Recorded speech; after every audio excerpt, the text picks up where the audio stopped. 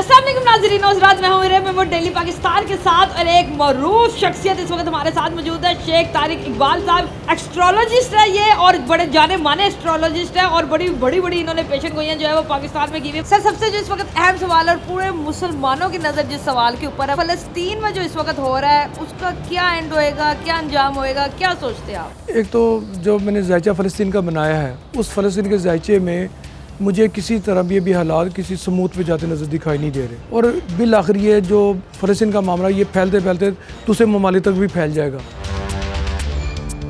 पाकिस्तान के हवाले से हम बात करें तो इलेक्शन जो है वो कब होंगे और किसके हक में होंगे? जी, आप पहली बात हो कि इलेक्शन जो से ना वो मार्च 2024 से पहले इलेक्शन हो जाएंगे। नवाज शरीफ जो है वो इलेक्शन में हिस्सा लेंगे या उनके ऊपर जो केसेस वगैरह चल रहे हैं वो ख़त्म हो जाएंगे? जी, नवाज शरीफ साहब जो से हैं अब वो बाकायदा एक ट्रायल का हिस्सा बनेंगे और मैं बार बार अपने इंटरव्यूज़ में कहता आ रहा हूँ कि 2023 का साल इसका 7 बनता है। 7 का ताल्लुक मरीख से है, इसका ताल्लुक लड़ाई झगड़ा मार कुटाई फितना फसाद से है और अदालतों के मामला से है। इसलिए नवाज शरीफ को 31 दिसंबर तक तो ये अदालतों की जंग लड़नी है। असर रिलीफ जो मिलेगा 31 दिसंबर के बाद, यानी कि 2 माह के बाद नवाज को रिलीफ मिलेगा। उससे पहले नवाज शरीफ इलेक्शन कैंपेन में कूद पड़ेंगे, लेकिन अदालतों से रिलीफ मिलने के बाद फिर वो पूरी ताकत से इलेक्शन कैंपेन चलाएँगे।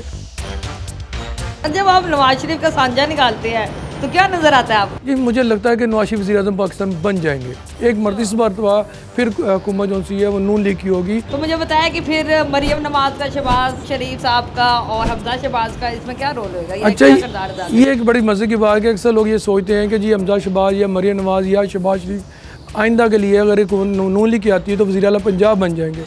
तो मुझे जायचे में इन तीनों का पंजाब के अंदर कोई रोल दिखाई नहीं दे रहा। पीटीआई के जो चेयरमैन है इमरान खान साहब, उनका क्या फ्यूचर आपको नज़र आया या साझा नज़र आया? इस वक्त उनकी कंडीशन जेल में चल रही है। देखिए, मैंने 12 बार इमरान खान का जायचा बनाया। आप ही के प्लेटफार्म पर 27 दिसंबर 2022 को ये बात कही थी कि पीटीआई ख़त्म हो जाएगी, टूट फूट का शिकार हो जाएगी और इमरान खान गिरफ्तार हो जाएंगे, पाबंद सलाह से हो जाएंगे। यानी कि मेरा ये रिकॉर्ड का हिस्सा है जो मैंने 27 दिसंबर 2022 को इसी पाकिस्तान चैनल पर बैठ कर किया था।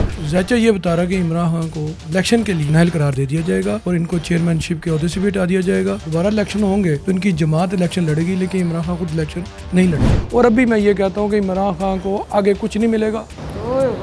मतलब इमरान खान का बाहर आने का भी दूर दूर तक कोई चांस मौजूद नहीं। क्या पाकिस्तान का लूटा हुआ पैसा जो है वो वापस आ सकता है? मैं ये तो नहीं कहता कि जो लूटा हुआ पैसा वापस आएगा, नहीं ऐसा कुछ चीज़ दिखाई देती है। अलबत्ता ये ज़रूर कहता हूँ कि अगले 1 साल के अंदर ये जितने भी लोग परेशान हैं, 1 साल भी कम है, बल्कि मैं 8 महीने कहता हूँ, 8 महीने के अंदर लोग जो परेशान हैं महंगाई को लेकर, जैसे तेल पानी बिजली ये इन लेकर परेशान हैं, आप मार्च 2024 को गुजरने दीजिए।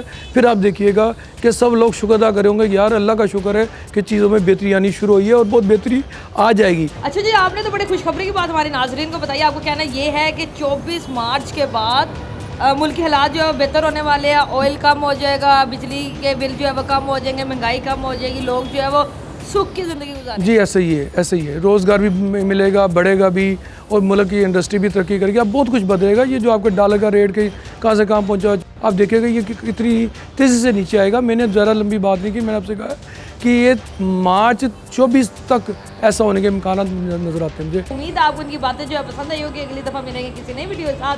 तब तक अपना ख्याल रखिएगा, दुआओं में याद रखिएगा। अल्लाह हाफ़िज़।